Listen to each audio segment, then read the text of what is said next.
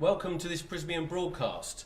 We're at Trade Skills for You today with Mark Longley, and we're going to talk about the wiring regulations. And stay tuned because there's a chance to win a copy of the wiring regulations for yourself and a colleague.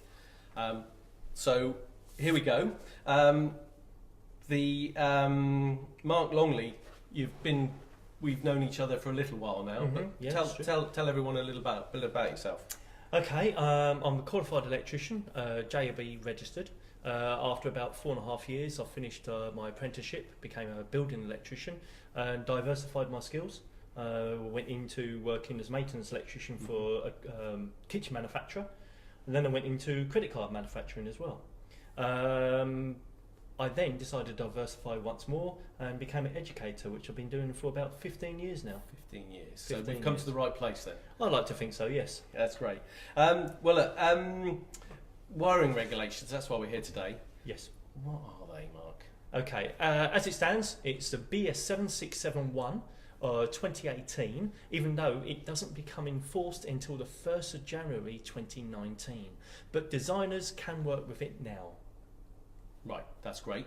So you've got to change over on that date, or everything, we could do both until that date? Okay, at the moment you can work to either the 17th or the 18th edition of the wiring regulations. It's all done on the design. So designs that are being designed now, can be done for the 18th edition. Whereas if it's already been designed but the construction of it goes over into next year, it doesn't matter, it still complies with the 17th edition Amendment 3. And that's one of the things I've noticed today. We're here in the middle of the summer and the place is heaving, and you're teaching the 18th edition now? Yeah, it is, yes, most certainly. People coming to us at the end of the day, electricians and also new learners who want to know about the wiring regulations, the changes to them, to understand how the book works. That's the most important thing, understanding the structure of the book, how it works, where to go to find information inside the book. We've definitely come to the right place, that's great. Well, you've been busy on our social media channels, on the Prysmian UK, on the Twitter and Facebook feed, so thank you for that. Keep those coming. We've got the first question that's come from Agbo, and it's, what does it mean for RCD breakers and how do they work, Mark? That's a good question to ask, to be honest. We'll look at RCDs, residual current devices, and they're broken into two devices. An RCCB, that's a residual current circuit breaker, which is what I believe has been referred to. Basically, it's an RCD. It has no overload protection in it whatsoever. It literally is just an RCD looking for earth faults. Right. The other device is called an RCBO, which is residual current with breaker overload. So that is basically an RCD with a built-in circuit breaker. So the device that we've been mentioning sounds like it's just an RCD with no overload feature at all. Okay, but the BO is the breaker overload. So that's protecting. That's protecting the cable or short circuits, where an RCD can only protect against what we call earth leakage.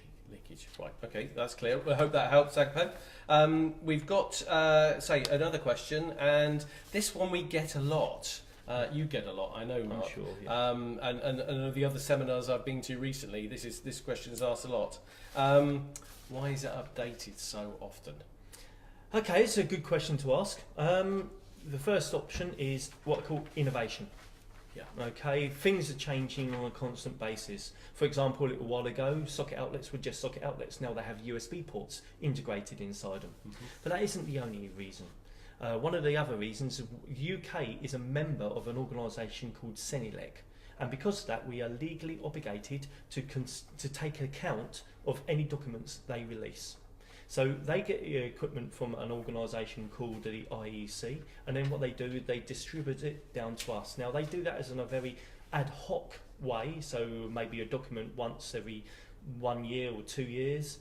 What we tend to do in the UK is the BSI and the IET tend to get everything together and release it as a collective, as opposed to changing the regulations on a constant basis. Got you. Right. So the BSI, the British Standards Institute, they publish documents. Yes, they do. What's the IET? The Institute for Engineering and Technology. They are basically working in partnership with the BSI. Right.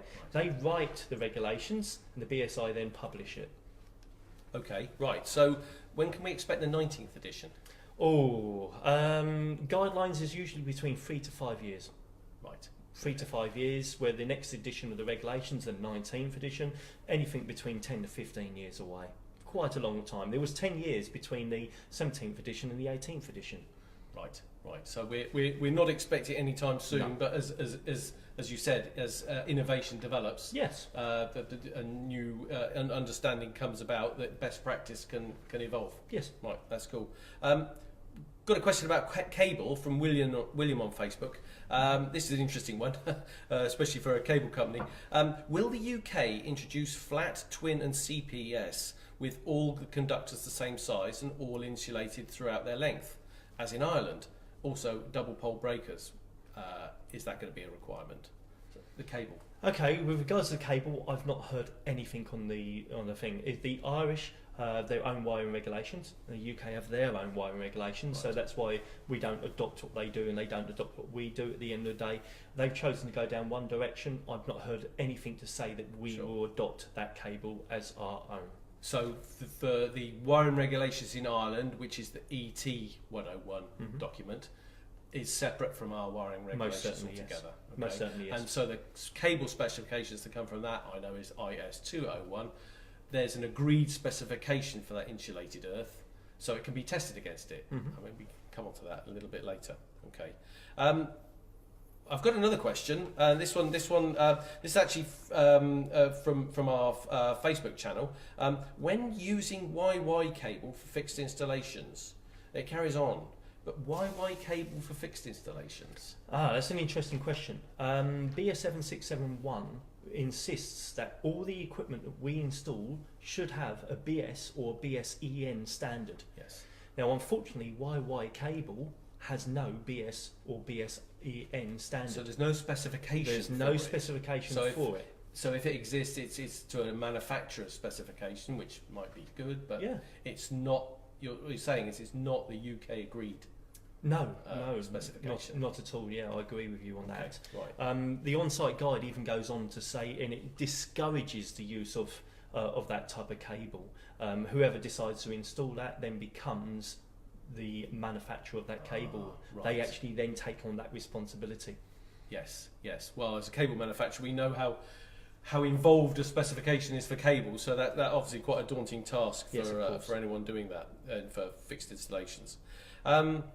So thanks for talking about the cable there. The wiring regulations, as I'm regularly reminded, is far more than cable, and there's a number of devices that have been talked about that have been brought into the 18th edition.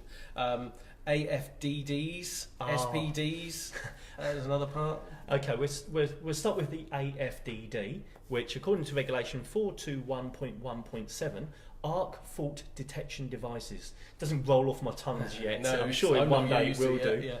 At present, they are recommended as a means of providing additional protection against fire.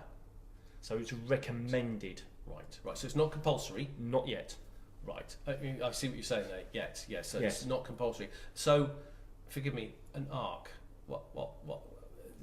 So it's an arc fault. Well, basically, somehow we the looking at? cable insulation has got broken. Okay, and now what's happening is the actual current is tracking across the insulation, where normal circuit breakers and maybe even RCDs cannot pick this up. Right. Now, an AFDD, we are led to believe, will pick those faults up, and when they do that, they will isolate that circuit from the power supply, which basically theoretically means no fire can exist. So this is very much about fire. Yes. Fire in buildings, which Yes. is an extremely important subject, Yes. isn't it? Okay. SPDs. Yes. Surge protective devices. Right. Tell us about those. Okay, beforehand in the regulations, it was a requirement to install SPDs and usually use the risk assessment to determine the need of them. Right. Now they've changed it and flipped it on its head. It's now a case of you will install them, and if you don't want to install them, you have to produce a risk assessment to make a decision not to install them. So you used to have to conduct a risk assessment. Yes. Which would determine whether or not. Now you conduct a risk assessment to exclude it. Yes. Right. I understand. Okay. Yes. Right. So that makes it a. That's firm. Yeah, most certainly. I mean, they're there for what they call over voltage control. They're there to protect you from lightning strikes, and as well as what we call transient voltages. So, like for example, in an industrial commercial environment Right. where there's switching surges, maybe an electric motor for a lift has come on, or an X-ray machine, etc. It creates a big impulse, electrical voltage impulse. The idea of the SPD is to obviously to deal with that, to make sure that the equipment is protected. So it's there's not more damaged. than one reason for a surge. Yes, most certainly. Yes. So you've got lightning, And transient what called voltage. transient voltages. And Yes. was there a third? Not to my knowledge. Right. Okay. Not to my knowledge. Right. Fair enough. So the SPDs, we've covered those sort of devices. Something that's brought in and something I'm aware of is that metal cable support's required. Now I remember in the third amendment of the 17th edition, that clips of fire-resistant cable fixings were introduced in escape routes. Yes, that's correct. So that's changed. It has changed. That regulation has been withdrawn. It's now being replaced with another type of regulation, which basically means it's no longer just escape routes. It's basically everywhere.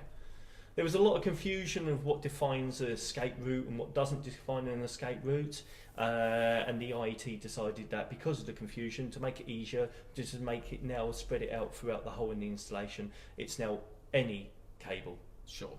Yes. And that's power cables. Yes.